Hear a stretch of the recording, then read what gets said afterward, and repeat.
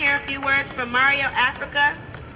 He's a MOVE activist from Philadelphia, friend and supporter of Kenneth and Mumia Abu-Jamal, publisher of AWOL magazine.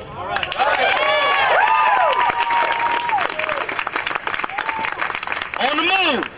I said on the move. Long live John Africa. Thank you very much for having me here today. It's a shame that I have to be here for such a sad occasion, okay? Anytime we're talking about cold-blooded, state-sponsored, premeditated murder, it's a sad day no matter whether you're in Texas or wherever you are. Whether you be in Texas or whether you be in Tikrit. We're talking about the same thing. We're talking about premeditated, state-sponsored, cold-blooded murder, okay? Now, I'm going to tell you a little bit about myself. I bring you greetings not only from Philadelphia, Pennsylvania, the city of brotherly shove, as a member of the MOVE organization. In 1985, the city of Philadelphia dropped a bomb on our home, murdered 6 adults and 5 children. Those of us who weren't murdered in the bombing, my sister Ramona Africa and many of us who were at other MOVE houses, we were incarcerated and did long prison sentences ourselves. So we know where Kenneth Foster is, and we know what he's dealing with right now as we speak. Our brother Mumia Abu-Jamal has been on death row since 1981. Just like Kenneth Foster, Mumia is also innocent, okay? So I want to point out that when his grandfather, Mr. Lawrence Foster, I was working for AWOL magazine at the time, and I was also working for another magazine, a hip-hop magazine called The Source at the time. He called my office. He got a hold of the number, and I don't know how, but he got a hold of us and he said, look, my grandson's on death row.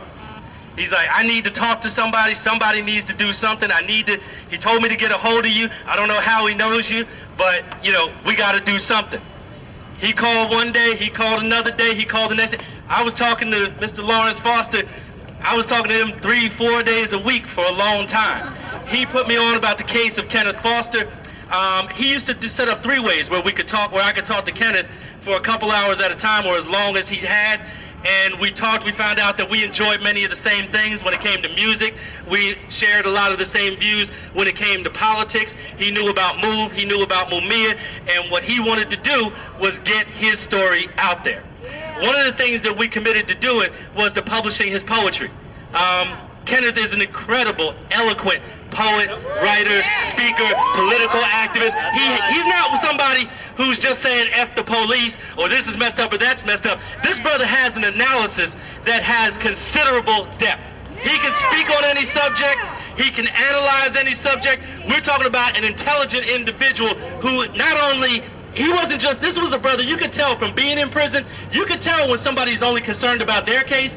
99% of the discussions that I was having with Kenneth, he was talking about injustices, not that was affecting him on death row, but that was affecting us out here in the street. Okay? Me and Kenneth talked about it that thinks you're free. You know, take a walk in there and do something they tell you not to do. You'll see how free you are. MOVE's founder, John Africa, taught us that every single condition that exists on a prison block exists on a city block. You got drugs in prison, you got drugs out here. You got cops out here, you got guards in there. You got mayors here, you got governors here, you got wardens and superintendents there. You have rape in the streets, you have rape in the prisons.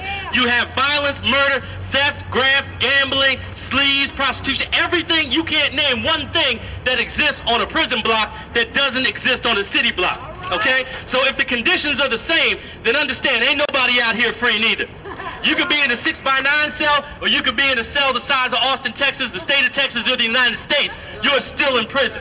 Kenneth Foster has this understanding, okay?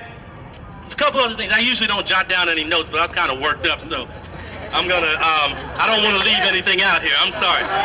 One of the things I want to point out, too, as a fan of hip-hop music,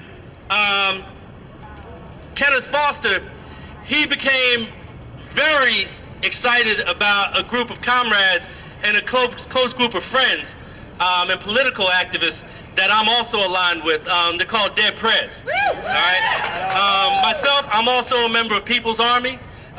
People's Army is the political wing of Dead Prez and the hip-hop groups that make up People's Army, the RBG, Revolutionary but Gangster Crew.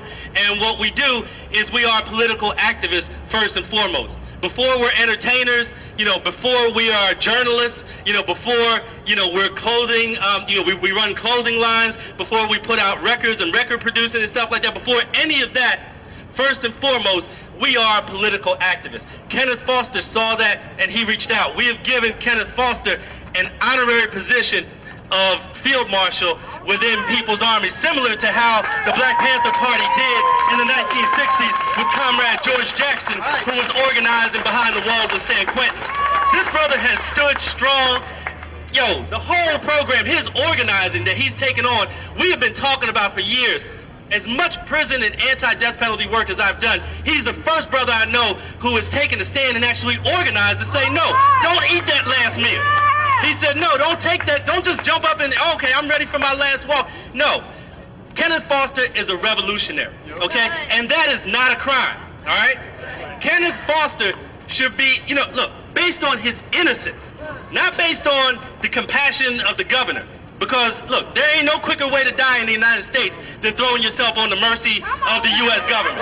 If you're a black male, if you're a poor person, if you're a woman, there's no quicker way to the death chamber, whether it be in the street or whether it be down there at Huntsville or wherever. There's no quicker way to find yourself dead than going and throwing yourself on the mercy of the governor, the president, or the United States government. So we understand that. The thing that has to be done is a situation has to be created that makes it politically untenable for the state of Texas to murder an innocent man. You can go to all that stuff about, oh, please, please, master, come on bended knee when you're wrong. But this is a brother that's not wrong. He is right. He didn't hold a gun. He didn't kill anyone. Nothing was premeditated. This brother is completely innocent, and his innocence should be his salvation, okay? Now, we're not talking about, begging and coming on bended knee. They have to be put in a position where they are made to do what's right. I want people to understand one thing. I want to leave you with one thing. This is not an isolated incident. This is part of a continuum, okay? This is part of a death penalty continuum. I'm from the state of Pennsylvania. I live in New York now, but, that's only been for a year. I've been a Philadelphian most of my life. In Pennsylvania, Tom Ridge was running for governor the first time. There had been almost a 30-year moratorium on executions in the state of Pennsylvania. He was elected because he vowed to reinstitute the death penalty in Pennsylvania. He ran on a pro-death penalty platform. When he took office, one of the first things he did was carry out 2 executions. The next thing he did was he signed a death warrant for Mumia Abu-Jamal. We beat that death warrant back within 7 days of the execution. Mumia, that was back in 1995. That was 12 years ago, okay? Mumia's still here now, and we're still fighting for Mumia, all right? Justice hasn't been done yet, but we're still fighting. In his next term of office, he not only he accomplished his goal of reinstituting the death penalty, but he said that his new vision for the death penalty, now keep in mind, this is when he was being considered to be Bush's running mate he's considered to be vice president. When he was running for re-election, he said that his goal was now that he's reinstituted the death penalty, he wanted to make it more efficient. By making it more efficient, his goal was to carry out multiple executions in a single day. Okay? That's what we're moving towards. That's what this is about. Okay? This is about precedent. Because other states have the law of parties. But this state is trying to make it a capital issue where you can murder somebody based on some kind of loose, half-ass bullshit affiliation. Okay? Excuse my language. But it is. Based on a bullshit affiliation, they want us to be able to decide who lives and who dies. Okay? So this is part of the same exact continuum. Keep in mind, Tom Ridge, he didn't get a chance to carry out that vision in Pennsylvania yet. Okay? But that's only because he was promoted to head of Homeland Security. So we don't feel like we got off scot-free. And neither should you.